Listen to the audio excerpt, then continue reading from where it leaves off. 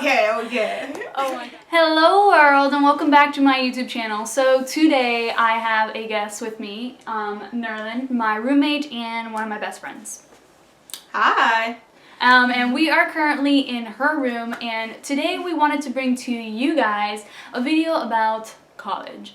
Since we are currently in college, we feel like we could kind of give you advice about either things that have already happened or things that we're kind of right now kind of going through. And so we feel like we can have enough wisdom or enough experience to kind of share with you guys. And so for you upcoming freshmen, no worries. If you guys want to know about just college in general or a different advice, just stick around and watch the video. Number one, I'll say that for the first one is build core relationships as early as you can. With that being said, is try to build relationships that you can see growing throughout the years in college. I know I met Nerlin freshman year, and now it's our senior year, and she's one of my best friends. And with that, I know, 4 years strong, my friends.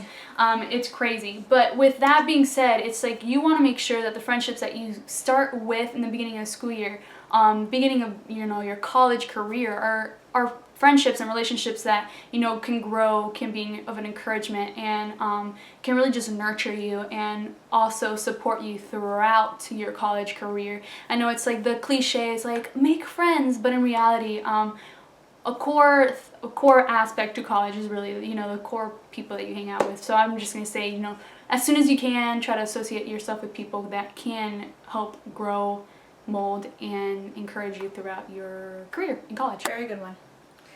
Okay, so second one I would say is to get to know your teachers, because it comes in very handy when you need a favor, such as a recommendation letter or if you need a grade booster. It comes in handy, trust me.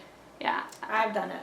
I feel like a lot of people are kind of afraid at first when they kind of get into college to really address your teacher, but since there are so many more faces in college than there are in high school, when you develop that relationship, you're really kind of telling your teacher like, hey, I'm making that much more of an effort to let you know that I really do care about what is going on in my life, in my grade, in my school, and stuff like that. So they will take that into consideration. I've done that too, and teachers do help. They just want to know that you also care, not just them. So yeah. Number 3, I'll say go to class.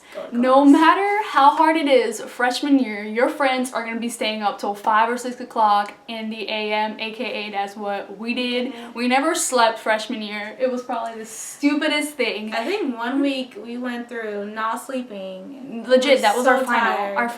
Our final week of, was it first semester or second semester? I think it was second semester. Yeah, it was second semester. We legit didn't sleep for like a week and a half, 2 weeks, and once everything was over, like we crashed, and we crashed right in front of like a bench right in front of everyone, and people were like walking by, and we're like saying like, who are those girls sleeping on the benches and stuff like that. It was us. It was really bad, but it's like the norm in college, and so that is what, like, I mean, you're gonna learn and grow, so yeah, you'll go through that experience, but for us, we learned the hard way, and if we can bestow that on you guys, just like reality, like go to class. I mean, it's different than high school. It's a little bit harder, but at the same time, just sit in class, take notes.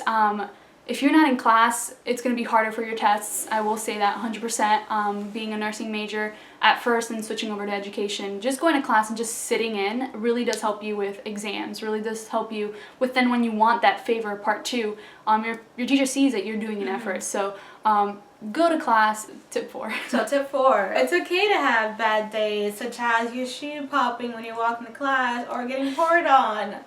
That has happened to me many times. Oh my gosh. Just laugh at yourself. Especially it's okay. here. People see you, it's okay. You'll be okay.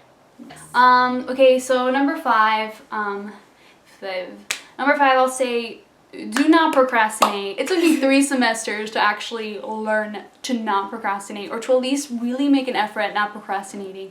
It's hard. Like, let's be real, like, who wants to do homework? Who wants to do something that is like tedious, hard, and just boring all around? So I would say, like, I know for me, what I had to start doing is putting alarms on my phone as to when to at least study. I knew that I had certain time frames that I was always free, and so around those certain time frames frames, I'd always send myself reminders to where I'd be like, oh, okay, crap, I should probably be studying. And then I try to stay as far away as possible from where I know my friends would be, so that if they walk by me, they would not distract me. So for the longest time, I would go study in the middle of nowhere in the libraries.